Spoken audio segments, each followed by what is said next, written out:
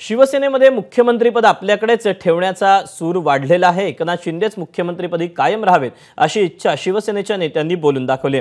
निवडणूक शिंदेंच्या नेतृत्वाखाली लढवल्यावर आपणच आता मुख्यमंत्री पदाचे दावेदार असल्याचं शिवसेनेचे नेते म्हणतात आणि मुख्यमंत्री म्हणून एकनाथ शिंदेच कायम राहावेत अशी त्यांनी मागणी देखील केलेली आहे। नरेश म्हस्के, संजय शिरसाट, भरत गोगावले यांनी एकनाथ शिंदेंसाठी जोरदार बॅटिंग केली।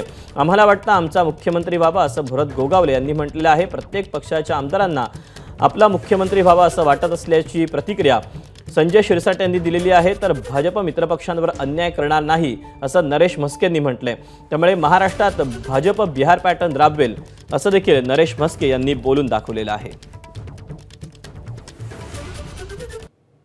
मी स्पष्टपणे आपल्याला सांगतो की महायुतीचा मुख्यमंत्री होणार हे तर स्पष्ट झालेलं आहे।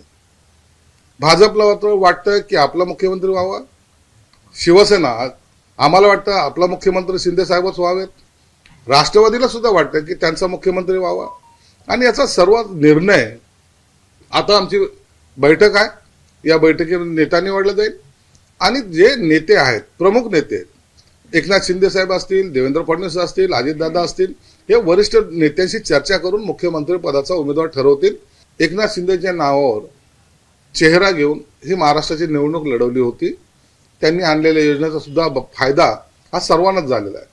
आम्ही वाढलोय, कमी झालो नाही। जे लोक इतर लोक होते जे म्हणत होते गद्दाराला गाडा, त्यांना लोकांनी गाडले, ते आता 20 वर आलेले आहेत।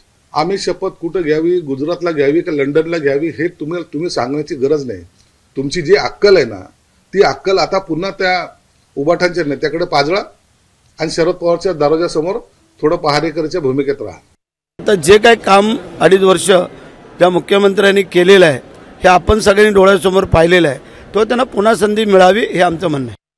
कार्यकर्ता म्हणून मला असं वाटतं की माझा नेता मुख्यमंत्री व्हावा, एकनाथ शिंदे साहेब हे मुख्यमंत्री व्हावे असं मला हे प्रामाणिकपणे वाटतंय। ज्यांच्या नेतृत्वाखाली निवडणुका लढल्या जात आहेत त्यांनाच मुख्यमंत्रीपद बहाल केलं जातं आहे। उदाहरण भारतीय जनता पार्टीने दिलेलं आहे, एनडीएने दिलेलं आहे। हेच पॅटर्न आमच्या महाराष्ट्रात होईल असं आम्हाला वाटतं। एबीपी माझा, उघडा डोळे बघा नीट।